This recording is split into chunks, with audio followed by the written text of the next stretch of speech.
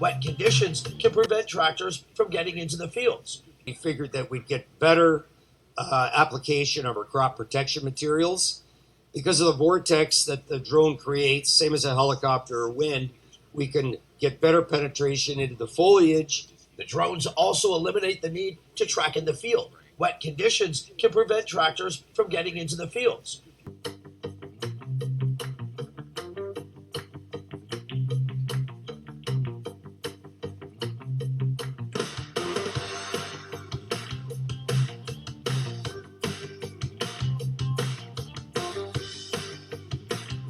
Training is really useful.